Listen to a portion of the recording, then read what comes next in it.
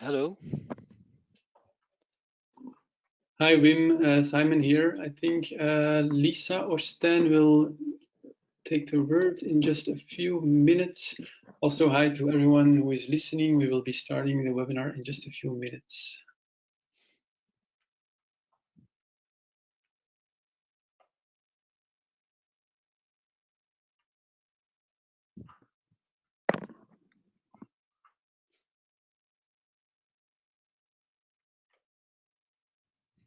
Can't hear you yet, Stan. You're still muted. Yeah, should be better now. Hello, everybody. Hi, Wim. Hello. Hi. Hello, my name is Stijn. I work for Designregio Kortrijk, and I will shortly introduce you to this webinar session of this afternoon. The webinar To Save or Not to Save is part of the initiative Designer Club. And Designer Club is actually part of a bigger European project, which is called TRIPOD. And TRIPOD stands for Trans-Regional Project for Innovation and Promotion of Design.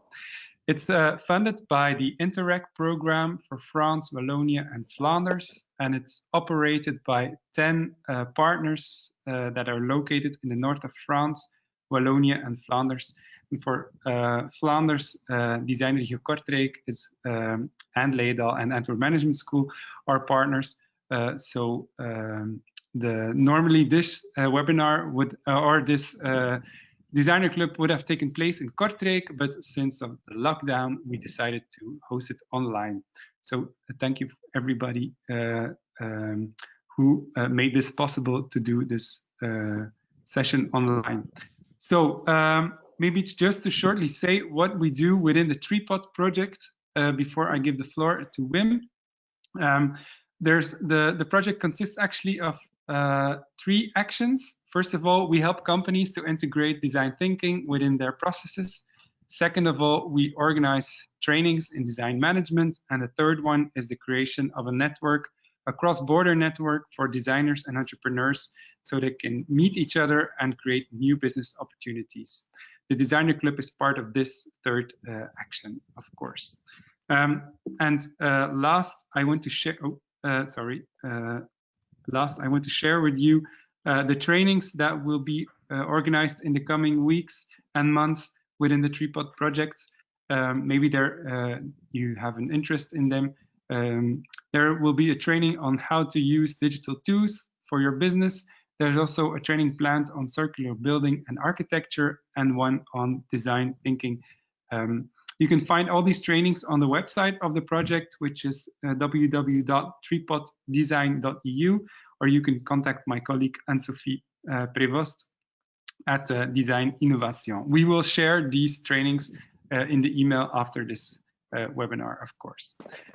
So now I'm happy to give the floor to Wim, who will do this webinar. And if you have questions, you can use the questions box within the GoToWebinar control panel. So everybody have a nice webinar and see you later, and hopefully it won't be long. Bye.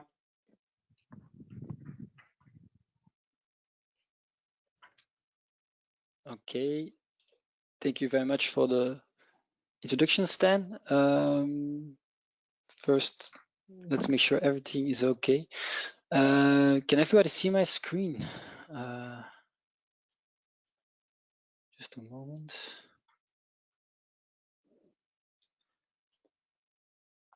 Simon, can you confirm that my screen is visible? Because I can't see my screen now. Yes, the screen is visible, absolutely. And do you see the presentation or is it just my desktop? Now we can see your desktop, yeah. So okay.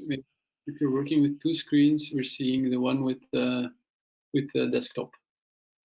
Yeah, all right. Then I have to change. Just a moment, please. Then I have to put it right here. Maybe it's best to place my webcam here. Okay. I'm sorry for this.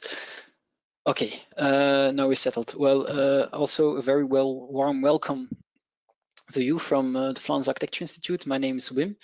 I'm glad you are here, and I hope I can give you an interesting webinar and I give you an answer to a lot of your questions.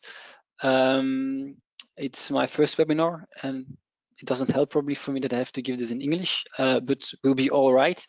In each case, if there's something unclear or if you have a question, just don't hesitate to put your questions in the chat bar, and then we certainly can go back to this. Okay, let's start. So this is the content of today's webinar. So the first 4 parts are actually more an introduction. So I'll just shortly explain the organization for which I work, the Flanders Architecture Institute, and why we organize activities about archives. And then we are turning to you. Why are archives important to you as a designer, as a design firm, and what can be possible problems with archives? These 4 parts will be rather introductory. The main parts are part 5, in which we'll investigate how you can keep your archives manageable, and part 6, in which we'll investigate how you can make sure your archive lasts for a long while, lasts for the whole of the existence of your design firm, and probably also after this. And we'll end with a wrap-up and some questions. So what I'm going to tell you is it won't be any rocket science, it won't be too complicated. I will limit myself to practical tips, practical tricks, things that we learned ourselves by our own experience of managing a collection of archives at the Flanders Architecture Institute, and also things we saw during visits to other design firms, mainly architects. So part 1, who are we? So I work for the Flanders Architecture Institute, and we are a cultural institution that is located in Antwerp in the Singel. And what we do is stimulating thoughts, reflection, discussions about architecture and urbanism, as well in the past as in the present as in the future. And we do this basically by organizing events like lectures, by making exhibitions, and by publishing books. We are also a memory institution because we collect archives of architects and firms about urbanism to actually build a memory of the built environment. And maybe you're asking yourself right now, what does the Flanders Architecture Institute have to do with design? Well, I'm part of a department within the Flanders Architecture Institute called the Knowledge Center, and it's a department of 4 people, and we are funded by the Department of Culture of the Flemish government to organize activities about the cultural heritage of design in Flanders and Brussels. And one of these things is, of course, giving advice and giving training about archives management. And this is why Design Regio Kortrijk asked us to give a webinar about this theme, which we very gladly do. We also do other projects like research projects, exhibition projects, publications. So if you're interested in the Knowledge Center for the Flanders Architecture Institute, or if you have ideas from yourself, please feel free to check for more information on our website, or to give us to send us an email or give us a call. That's certainly no problem. So why do we care about your archives? Well, put very simply, in the archives of design firms is the memory contained of the discipline of design. So archives are a prime resource for research. So there's a whole academic discipline called design history, who wants to map the whole history of the design practice in Belgium. And they, of course, use archives. Archives are also very good educational material. On the picture here, you see young students in our collection building in Antwerp who are working on the archives of Leon Steinen. So they want to learn from Leon Steinen by investigating, by doing research on his drawings, on his archives. And very simply, yes, archives, they contain images, they contain material that we can use for exhibitions, publications, education, to tell stories about design, and so on. You can find interesting examples of design archives online with the Maarten van Severen Foundation. Probably you already know this. If not, it's certainly worth visiting it. You can scroll through the whole archive. There's also an image library on the site. And we also created this page. Now it opens on a different screen. Just a moment. Yes.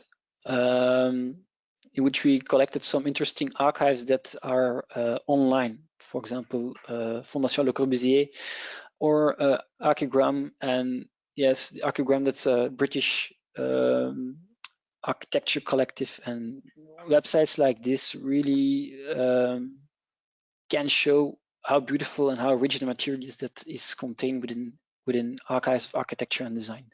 So you can check it out by yourself. I'm going to delete this now. So put very shortly, design archives, or the archives that you make, are very important for society.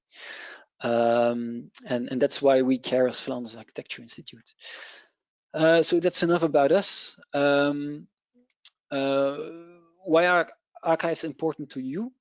Well, most of you probably are very natural in creating an archive because you like what you do. You have a heart for what you do, and then it feels pretty natural to keep things. But it's also a good idea to list some rational, useful things why it is interesting to keep an archive. And one of the most obvious things is that an archive is your extended memory. So of course you have a lot of memories in your head, but there's also a lot of memories in your drawings, in your models, in pictures that you make. And these two kind of memories, they complement each other very well. And when you have this extended memory near at hand, it is really interesting to reflect upon your design practice. It can be a source of new inspiration. Your archive can present a pool of stories by which you can tell the identity or the evolution of your design firm.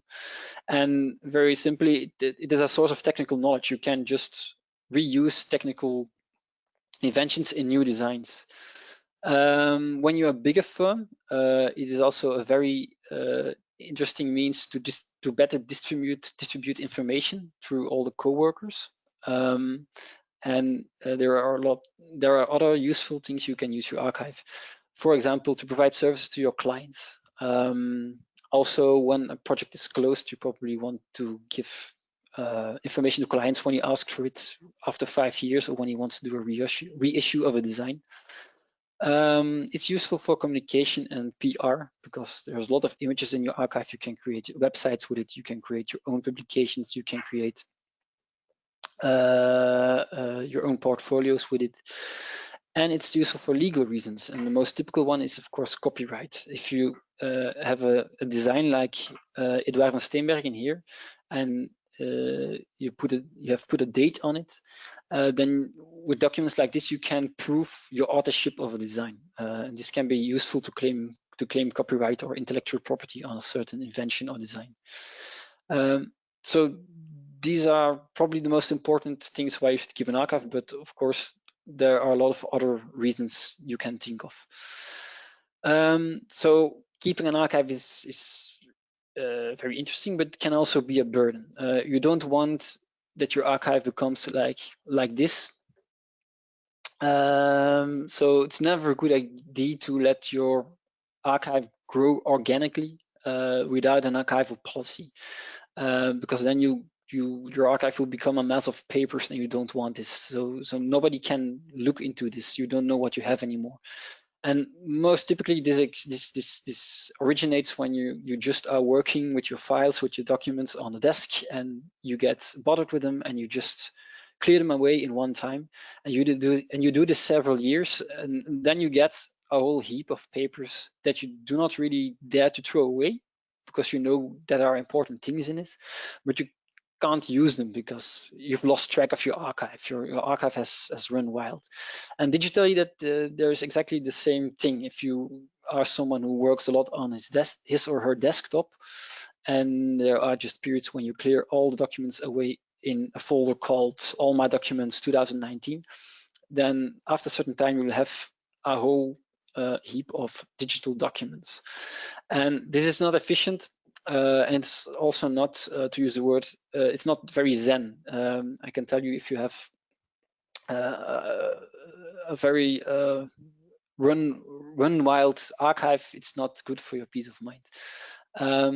So that's why we come to the first great part 5, how to keep your archives manageable. So in this part we will mainly go into practices that will help you prevent this.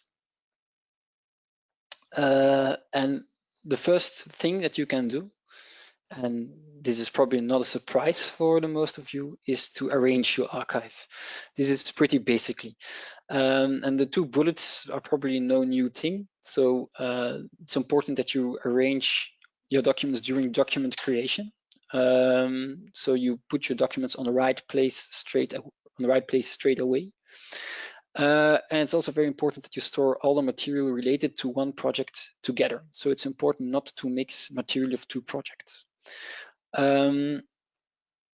This is probably not new, but maybe this is also not new, but it's very important, very useful to create a project index with IDs for each project. So a project index is just actually a list. It's an overview of all the projects that your design firm has done. I'm always very surprised to see how little the number is of architects that are maintaining a list like this. Well, it is really important, because your archive, it comes forth from your projects, and if you don't know if you don't have an overview of the projects you did, you also are lacking an overview of your archive. And maybe many people are trusting on their memory, but the more projects you have, the more easily you will forget some. And it is also not very handy for newcomers in your organization. So it's really important to have an overview of all the projects you've done. And we have a template, a very useful template you can use to create your project list. It shouldn't be more than a simple Excel sheet or another spreadsheet. It can be more complicated, it can be a database or something like that, but an Excel list like this is quite enough. So we marked the most important columns in red. So you can add the project title, the year when it started, the year when it ended, information about the type of project you've done, and you can add your own columns as you want. If your project was realized or not, that's also a pretty important one. So was there a production phase after the design or not? And client is also something you probably want to store. And then this is a column we call information. And here you can note, for example, where all your archive material about the project is. So I've got archive of this project in drawer 2 of my drawing cabinet. I've got 4 archival boxes in my archival room, and I've got a digital project file. And if you work like this, your project index will become an inventory to your archive. You will have created a finding tool, a retrieval tool for your archive with this project index. Now, I said a couple of minutes ago that you should keep all material of one project together. This needs to be nuanced. Of course, it's not always possible, pure practical.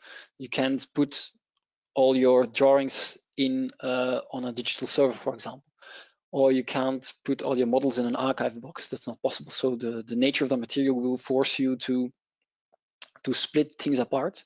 So when I mean that you have to keep all the material of a project together, I meant logically.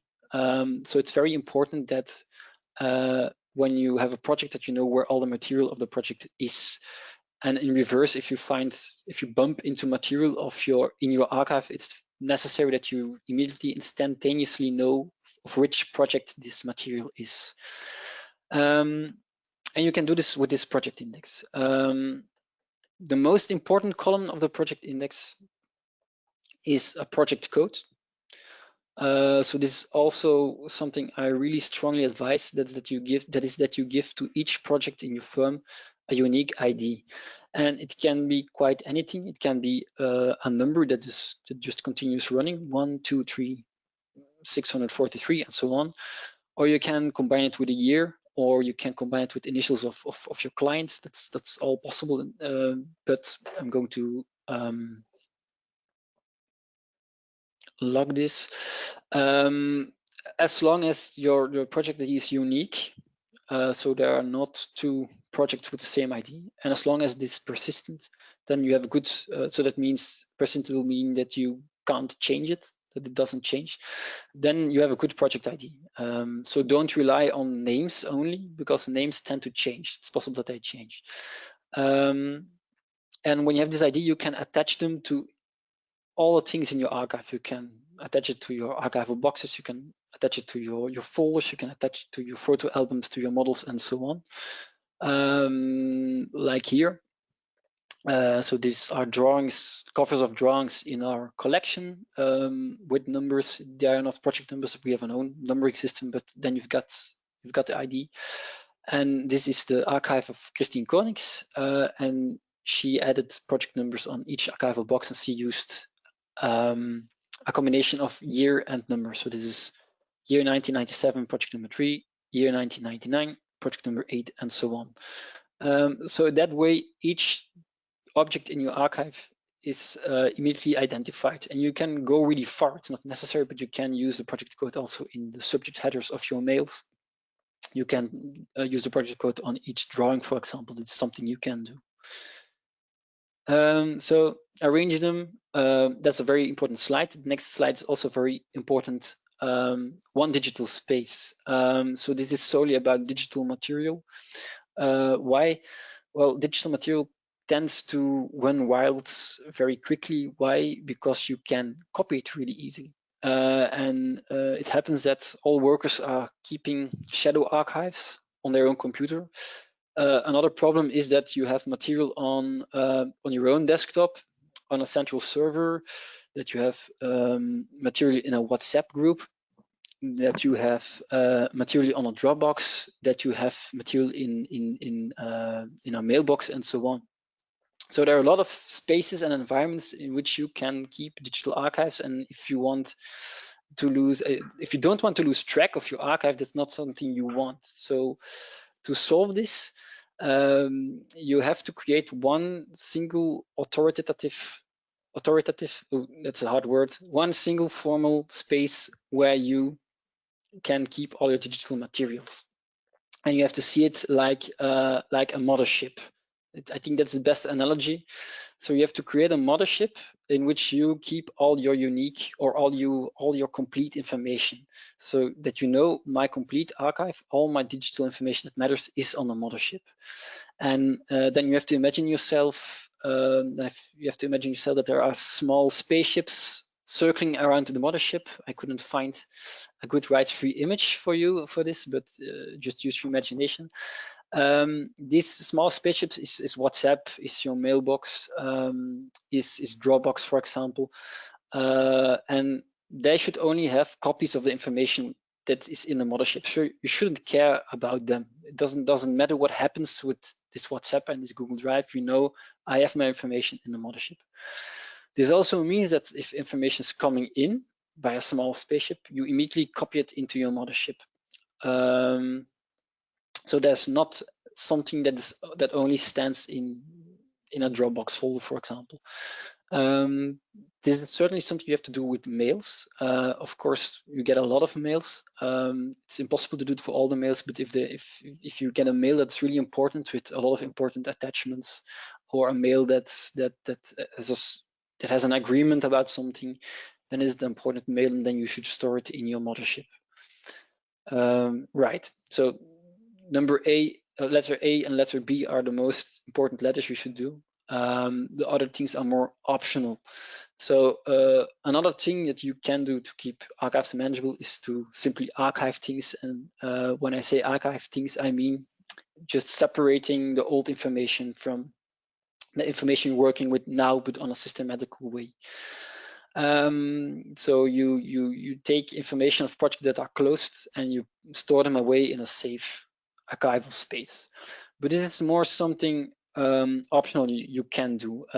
You see two pictures and they present actually two different scenarios. So the picture on the right is the working space of the firm Top Office. It's a small firm in Antwerp, and they really like to work between the archive. They really like to see all the models, to see all the drawings, and they use it as a source of inspiration. They use it as a tool to constantly reflect on their practice. And of course, by almost making an exhibition room of your past projects in your office, that works, of course, or the archive can really play its role as an extended memory. There is a disadvantage in this approach. That is, of course, that storage is less efficient and circumstances are not optimized for the storage of archival material. And that are, of course, advantages of this model in which you create a very neat archival space to store everything. This is the archival space of the single where we are located. So here you have very efficient ordering arrangement methods. The climate is more stable, probably. There are better circumstances. There is also more systematic. So this scenario will make your archive more usable for external users or when you are a bigger firm. But the disadvantage of this, of course, the archive isn't that inspirational in this case. It's really a very neat, very dry, very efficiently stored archive, and it's not something. This is a more inspirational scenario than this one. So actually, you can choose. There's not really a bad case or good case. As an archivist, I would say this is the good case. But of course, you are a designer, and one of the most important reasons why you keep an archive is that you have an extended memory, and this can work also, I think. When you're a smaller firm, you can use this. When you're a bigger firm, you probably more will tend to use for a scenario like the left picture in the single. Then number D, I've told you can best arrange your archive by putting all material of one project together. But to make your project folder usable, it's best to also have some arrangement in the project folder itself. I'm going to try to explain it to you with a model folder I made today. So imagine yourself that you have a mothership location.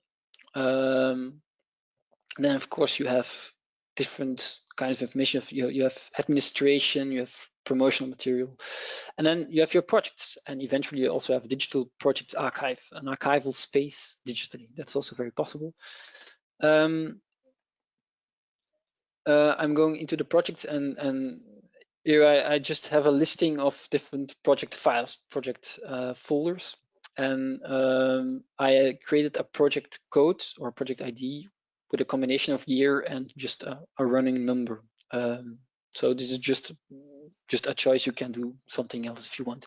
As long as your projects are ordered chronologically, it's okay. And I just made project A and project B, but you, of course, you will add the name of the client and maybe other information in the name. But how does a project folder look? So I created a folder that is actually based on literature about best practices, mainly in architectural bureaus. And I see the more orderly architectural firms are really also storing their project data in this way. So you could create something like this. The first thing you should keep in mind is that you put all information types together. For example, you do CAD files, you do them together. You can make a distinction between 2D and 3D CAD. If you're a graphical designer, you do all your fonts, you store all your fonts together. Pictures that you make, you store them together. And inside these folders, it's best to use, again, a chronological arrangement. So I just created one here. So you can use digitally a reverse date store all files chronologically. And I think store things chronologically is the most robust way of storing things. It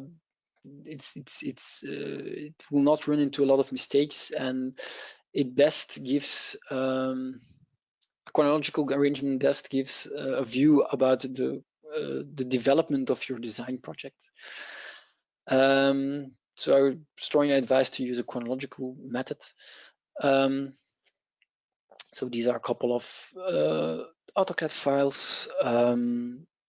For 3D, you can have, for example, a couple of SketchUp files. The V numbers are actually versioning codes. I'll tell you more about it later. But those are ways in which you can indicate the version of a file. And probably you don't want all temporary versions immediately inside, so you can put them in a folder called old. Something we very often see too is a folder called input and output. So this is actually, you just store everything that comes in or goes out from your smaller spaceships. So most typically this is arranged per partner. You will often have different partners in a design project, and when they send you material, you can store it with each partner, and again use a chronological way to arrange it, and the same counts for output. Pictures exactly the same. If you make picture of a model or picture of a prototype, best just arrange it chronologically, and then the pictures will often, when they come from a digital camera, they will often just arrange themselves by the name. In administration, I've put things like offers you sent to clients, planning. You can have your meeting notes also just in a chronological way, or you can have a folder per meeting and store more documents in the folder. So that's basically it. Very optional, you can eventually create a dev folder or a deliverables folder in which you store all the files with a definitive status, and that's mostly files or the documents that's where an agreement is based upon. For example, an agreement of a client that the design is really good and should be go in production phase. So really definitive documents. You can put them also, you can store a copy of them in the deliverables folders. You always know later when you go back to a project file where you will find actually the milestone documents, which are mostly the most important documents of a project. Libraries are just a folder that I create to store, for example, CAD libraries or libraries of other software you use.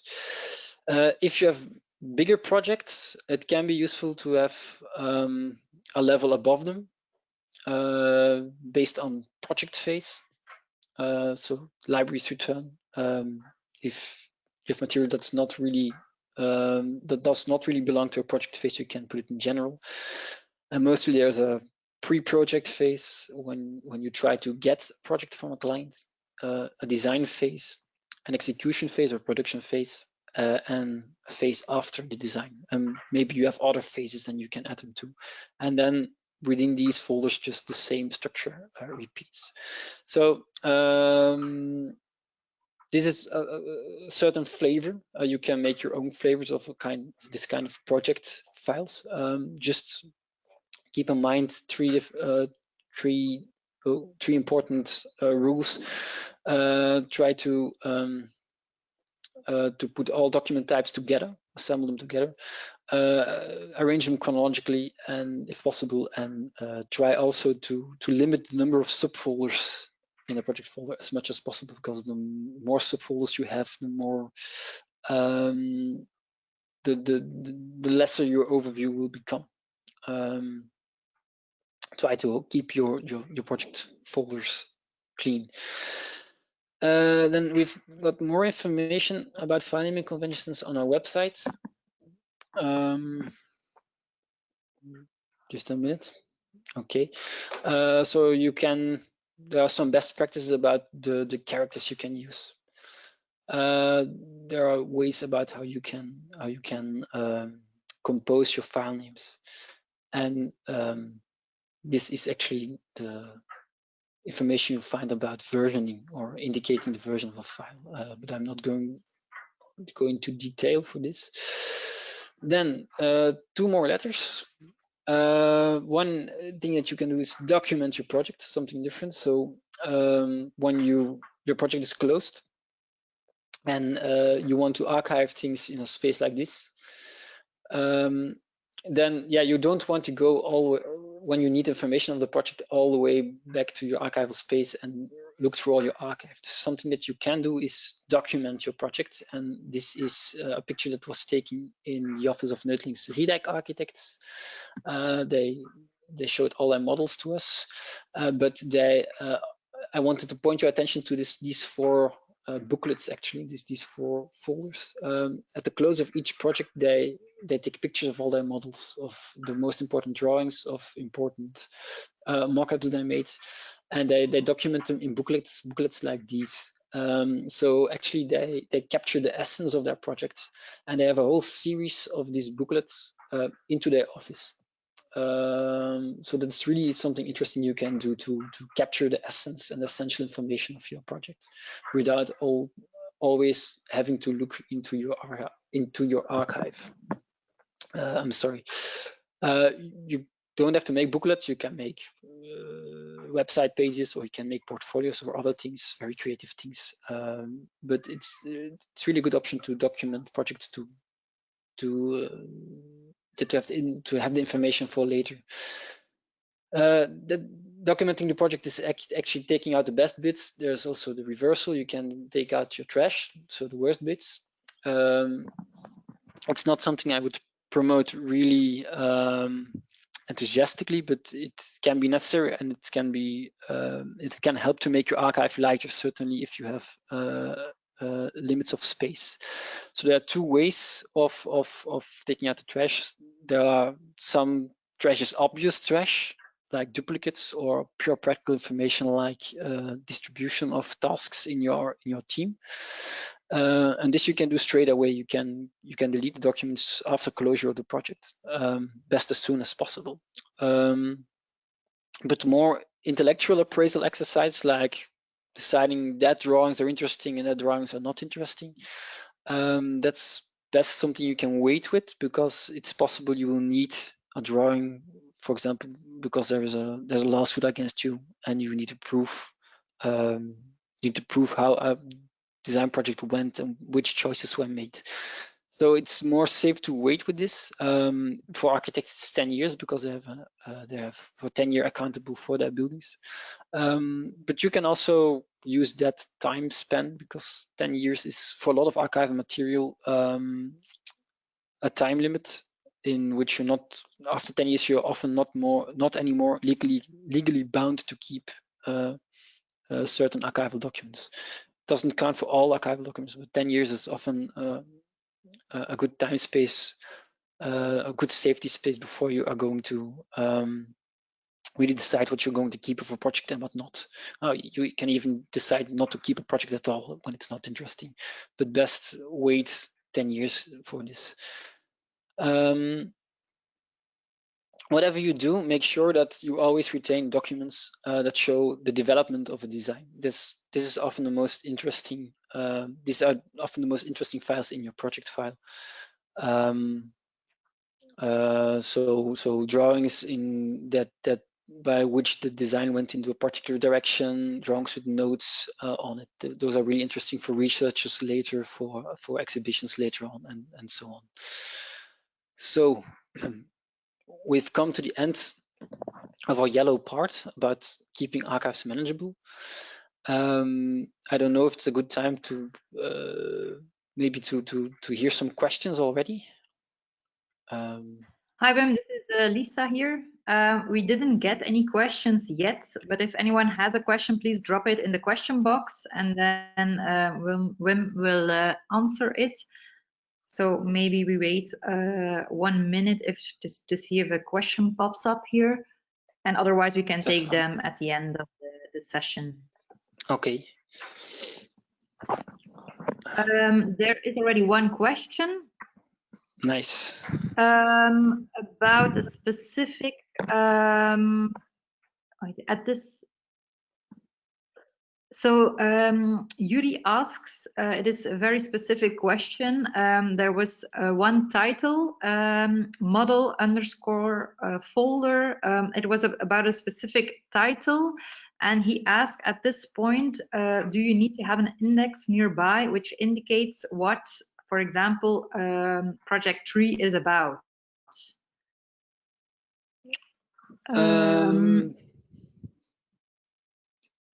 So do you understand? I do not directly understand the question, but your project index, if the question is about the project index, yes. Then you should see it as a very practical tool. So it's more like a working tool. The most important function of the project index is actually to give yourself an overview. And for this case, actually, I believe the dates of a project, the unique ID of the project, the client of the project, and maybe a short description is the most important you can have, and then you have enough. But it's always a very good idea to add more information. For example, if you can add more typologies. For example, if you make furniture, and one time you make a table, one time you make a chair, another time you make a cabinet, and you do this a lot, then it's very handy to have tags added to your projects. So later on, you can filter through your projects to have more granular search possibilities into your project index. I would say the more information, the better. But always make sure you can make the information complete, because what often happens is that people are making project indexes with really a lot of fields, but then never have the time to fill these fields. So it's a kind of balance you need to find between practicability and information. Yeah. I hope this is an answer on the question. We don't have any questions anymore for now, but if anyone has one, please drop them in the question box and we can answer them at the end of the session. Thank you. All right, thank you. Then I just continue with part 6, how to keep your archive safe. So when you have this manageable archive, this neat and tidy archive, you probably want to keep it for a long time, as long as possible. Now in this yellow part, there wasn't that much difference between a digital archive and an analog archive. In this part, there is a lot of difference. So we will first zoom in on the physical archives, on the paper archives, and then to end with we will zoom and center on the digital archives. So first, the physical archives, you keep them first of all in archival space. If you don't have an archival space, it's not that bad, but ideally you keep them in a special archival space, and that has certain properties. This is pretty logic. It should be dry. It should be clean. There shouldn't be no bugs or other creatures living in it. The best way to prevent this is to keep your archival space clean, of course. When there's no dust, you probably won't have bugs. It should have a stable climate, or as stable climate as possible, because when there are a lot of peaks and changes in your air humidity and temperature, this can damage the paper. It also should have little exposure to light, because also light will damage your paper. It is best you can protect it against theft, and it should have appropriate furniture like racks and cabinets. Then how do you fill this archival space? So first take a look at standard archive material. Yeah, you keep your material in acid-free archival boxes. Everybody knows these kind of boxes probably, but be aware, not all archival boxes on the market are good archival boxes. They should be acid-free, so because acid will damage your paper too. You can get them pretty cheap from Belgium State Archives, but we also have on our website a list of, I'm going to get a list for you, of providers of archival package material. Just a moment. So this probably, oh, this is probably a good moment to show you where you can find all our information about archival management. It's in Dutch, I must say, but you can use Google Translate, of course. So here you find all about archival management for designers and companies. So it's at v.be/advice. And we have here a list of providers of packaging material, so you can check this out. We also have a list of providers of archival furniture.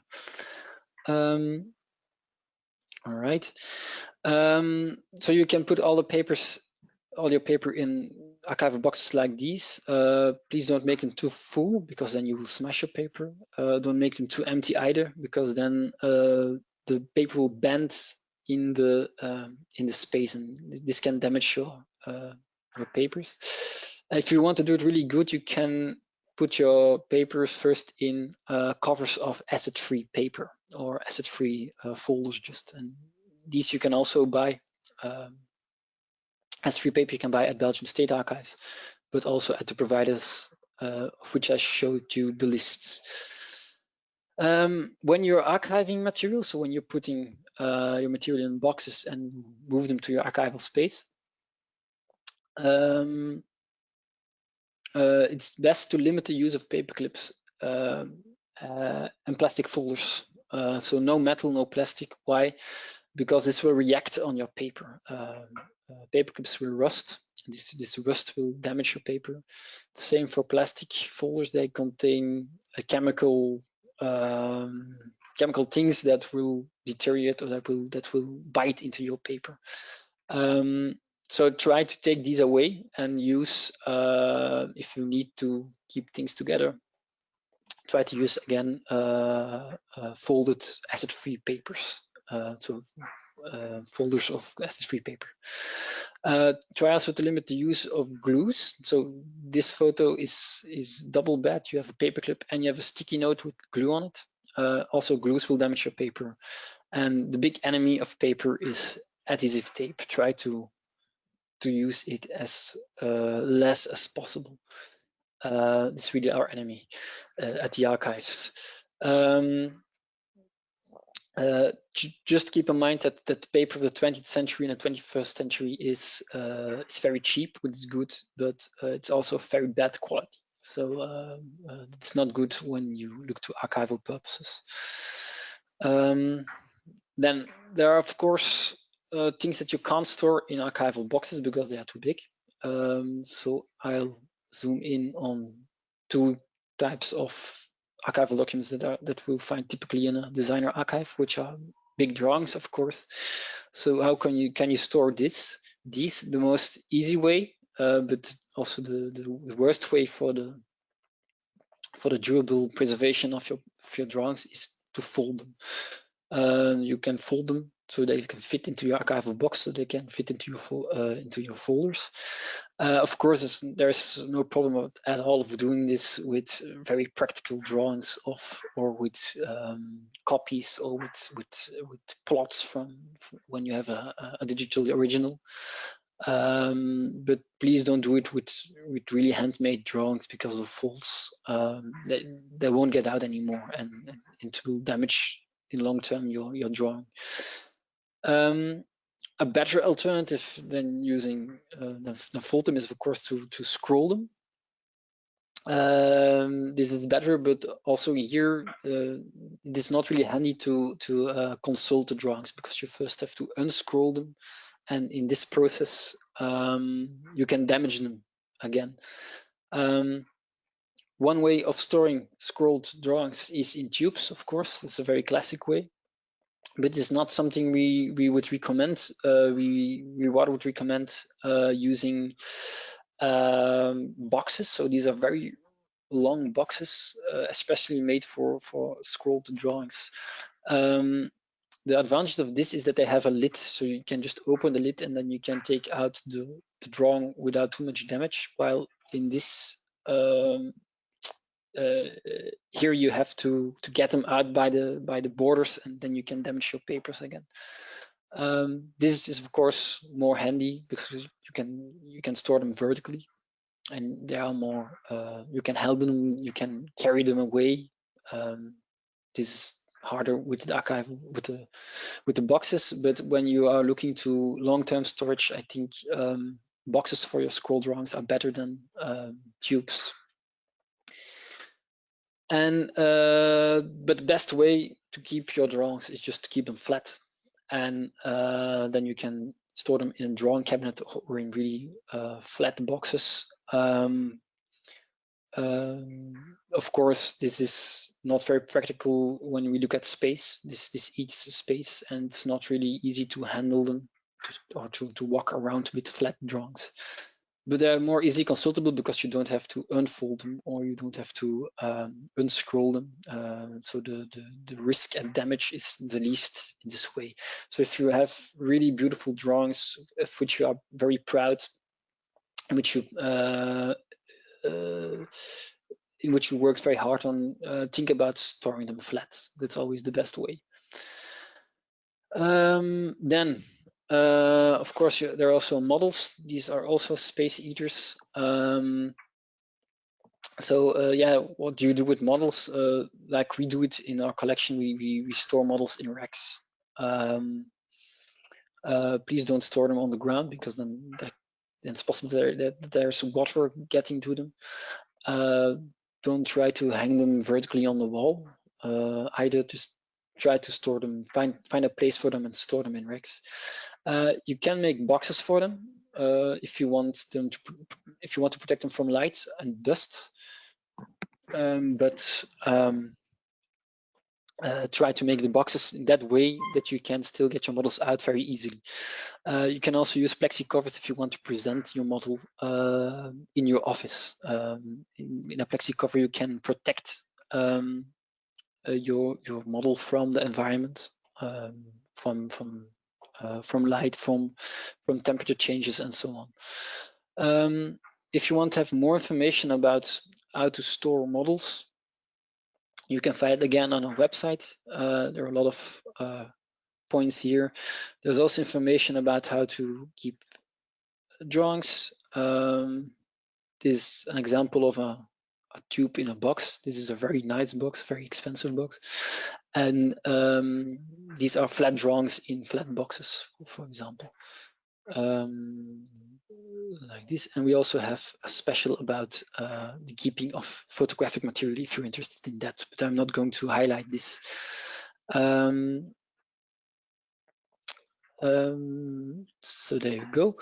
Then the last part, the digital archives. A lot of people, or I meet a lot of people who think that digital archives are safer than analog materials, that they almost can't get lost. Well, that's a completely false idea. It's the truth is the contrary. Digital archives are in more acute danger than their paper counterparts are. Why? For example, your drive can crash, or your computer can crash, and then all your data can be lost. Your hard drive can be stolen, then all your data will be lost. A hard drive is more easily stolen than an whole archival space, for example. There can be a human error with a lot of data loss. And then there's, of course, cybercrime, in which I instantly think about ransomware viruses. You probably heard about them. So they are viruses that break into your network and start encrypting all your files, so you can't get access anymore to them. You don't have access anymore to them, and then you have to pay a number of bitcoins so you can get a key to decrypt them. So these are really actual threats, and you should defend yourself against them by good IT support, of course, but also very important by having a good backup. if there's one thing you should remember from this webinar, is that you should evaluate your backup plan and backup strategy. And a good backup, so it's not, a good backup is not such a button like here. It's not just one software. It's more like a policy. It's more like a backup plan. A good backup plan starts, of course, with your mothership. It starts with one central server where you store all your information and that you backup. If you have information on different computers and somewhere in a Dropbox and I don't know where, you have to backup 10 instances, and that is far harder, and you lose track. So try to centralize everything on one location and to backup this. And a good backup plan protects your server then from theft or breakdown. So this means you have a copy.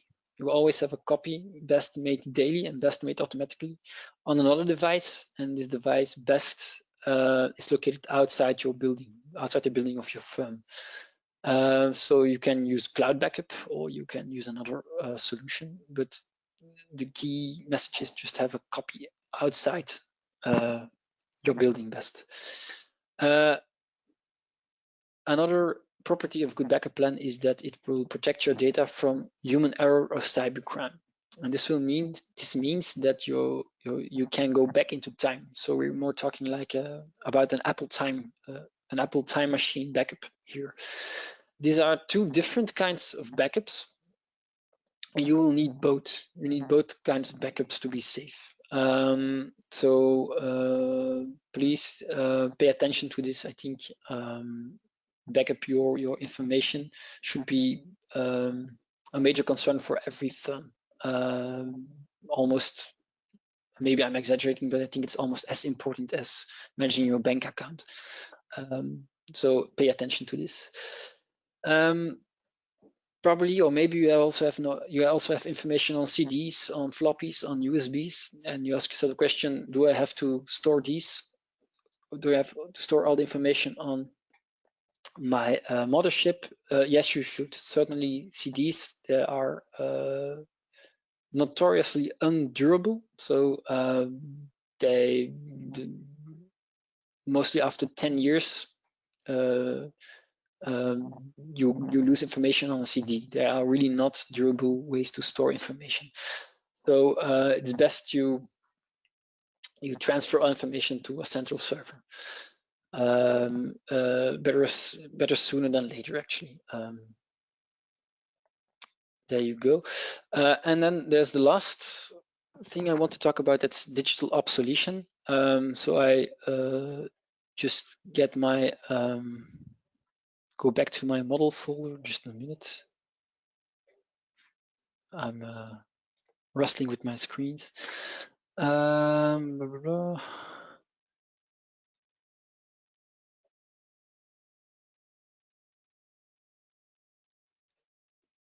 Yes, this is my model folder. I have a very old file here from 1998. It's a Minicat file. And I try to open it with Vectorworks. And it tells me that it was created by an older version of Vectorworks. So it proposes me to convert it to a newer version. And I think that's okay, why not?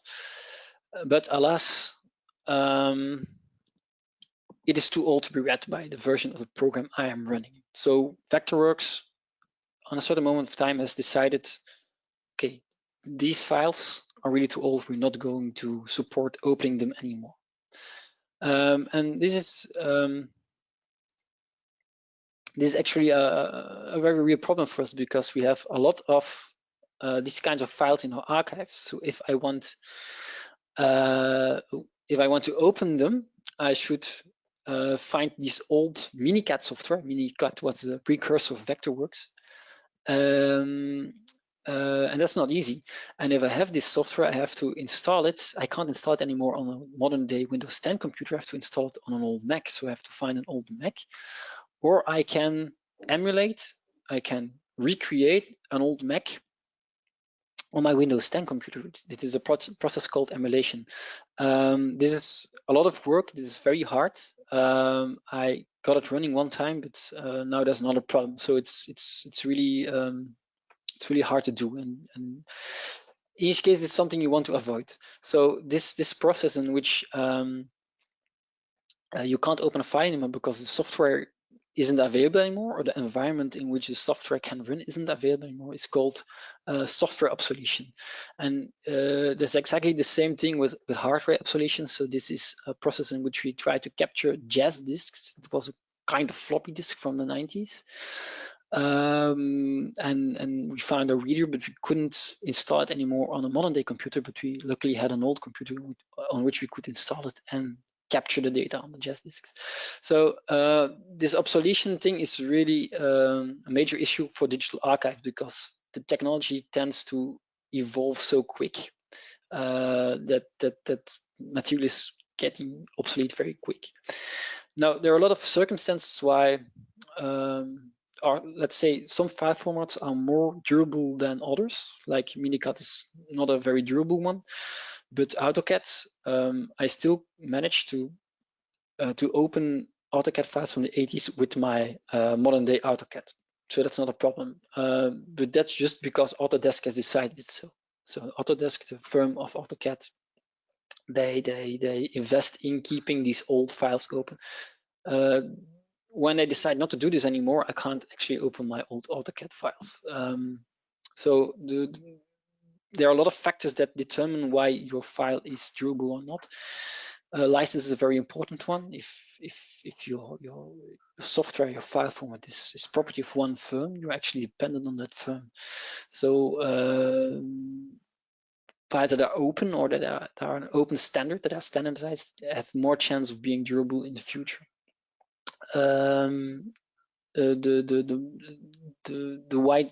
The degree in which the software is widespread is also very determining, probably. Microsoft Word, when you regard the license, not a durable format because it's solely property of Microsoft. But then again, everybody is using Microsoft Word, so you can't imagine Microsoft stopping support for older Microsoft Word documents. But these are all assumptions. It's really a kind of risk you should be reckoning with. So what can you do to avoid digital obsolescence in your files? That is, you can try to store copies of your files in a more stable format, and you certainly want to do this with your specialized design software like InDesign. InDesign is a very closed software tool. Also your AutoCAD or Vectorworks. These files you want also to store in a more open alternative. So I'm just going to get my model folder again. So I put some PDFs next to the DWG files. Now, probably you already are making PDFs from InDesign and you're making PDFs from AutoCAD because those are the formats you present to your clients. Is just keep those, just do not throw them away. They are not just mere duplicates. Keep the PDFs because the chance is higher that you can open these ones in the future than your InDesign files, for example. If you are really experimental with digital modeling, if you code your own programs to model, that's possible. Try to document these as good as you can. So document all the environments in which your code can run. Because if there's no firm behind your code, maintaining the code, it won't probably run anymore when your Windows 10 or your Mac environment changes. So yeah, it's pretty sure your code won't run anymore in the future. So try to document these experimental things that you are doing. Okay, you find more information about what are stable formats also on our website. Then I've got 3 slides remaining. One thing you need to keep in mind is, of course, external references. This is an InDesign file that refers to JPEGs, but you can't find it anymore. This is a very typical problem. You probably know So when you archive your digital material, just keep the link between an InDesign file or an AutoCAD file and the files you reference with, keep them very clear. And then it can be a good idea to digitize materials. It would be very nice, for example, if you make sketches, to digitize these and just add them to your digital project file or your digital project folder. When you're doing this, when you do this, there's a whole science, or there can be a whole webinar about digitizing archives. But if there's one thing you should remember, is that you choose best uncompressed TIFF as a file format and not JPEG. Why? Because JPEG and PNG, they compress your files in order to make the file size lesser.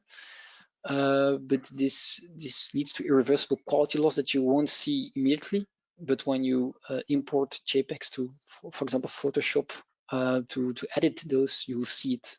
So if you want to keep all your options open, and if you really want to have durable scans of your archive, use uncompressed TIFF.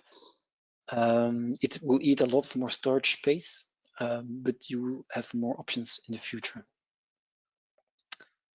So we've come to the end of the webinar. Maybe it was probably a lot of information, so I made a little wrap up with the essential things maybe you should take away with you after the webinar. And that is that you should keep your material related to one project logically. And for that, you best create a project index, and you best use project IDs, which you can leave on all your archive materials. Store all digital files centrally on one location and backup this location. It's very important, backups. Keep your paper archives in a dry, clean, safe space. And lastly, try to keep copies of your data in stable, non-proprietary or standardized software like PDF, image files like TIFF, and so on. So if you want more information, here are my contacts. You can find my contact here. All the information I told you now, you can find them on our website. And if you even want more information, then you should check out the Tracks Toolbox. This is a website that is maintained by a consortium of memory institutions, heritage institutions, including VAE, in which we assemble tips for archives management for artists. So you can check this out too. There you go. I thank you very much for your attention. I hope you have something from this, that you have answers for your questions. But if there are questions now, I'm really glad to answer them, of course. Hi, Wim. I think it was all very clear because we don't have any other questions, but if anyone has one, you can drop them now in the question box or send an email to Wim and he will answer the question. That's also possible. If something pops up, but not at the moment. There is, Wow. let me see if there's. So someone asks, at the moment, we've seen the most probable scenario, the usage of Windows Explorer to navigate between documents. Is there any thought given on using a different program to navigate between files, which might be beneficial to the archiving? You can use a lot of different programs.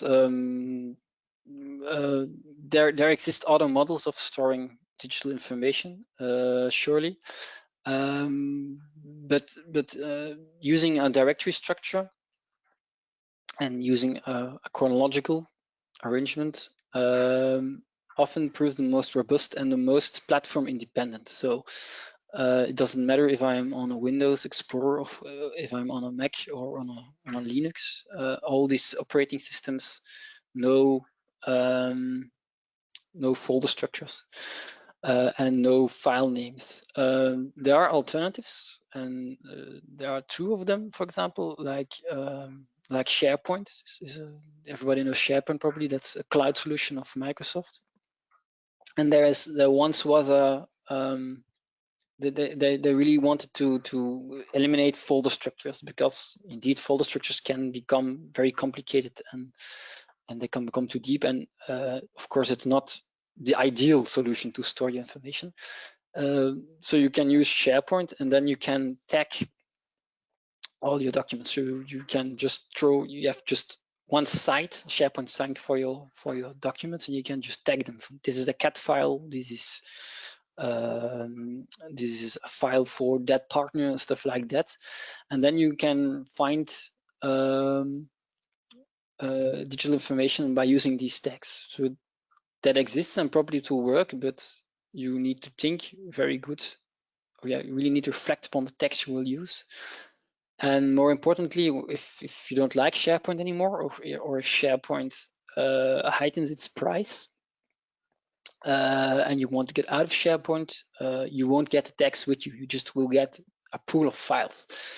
So if you think about using different software, very good, but always have a